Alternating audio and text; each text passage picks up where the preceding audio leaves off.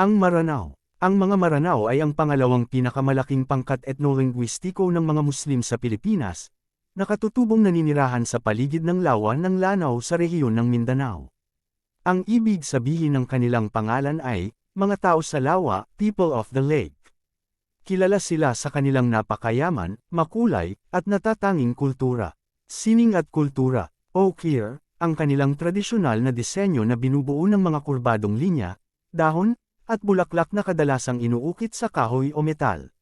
Sari manok, ang tanyag at makulay na figure ng isang maalamat na ibon na may dalang isda sa tuka o kuko.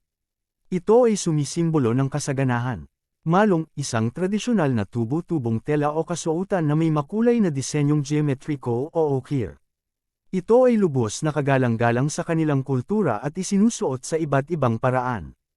Torogan, ang marangyang tradisyonal na bahay ng mga dato o mga maharlikang Maranao, nakilala sa kakaibang arkitektura at mga nakaukit na panulong, palamuti sa sahig na nakausli.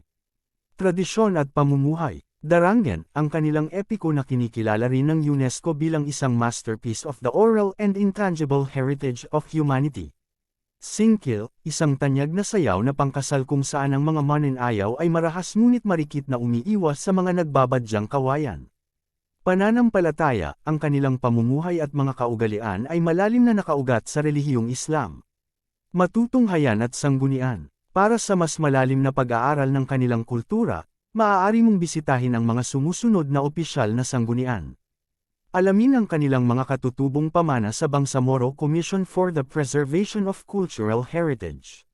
Magbasa ng mga opisyal na tala ukol sa kanilang pamayanan sa National Commission for Culture and the Arts, NCCA.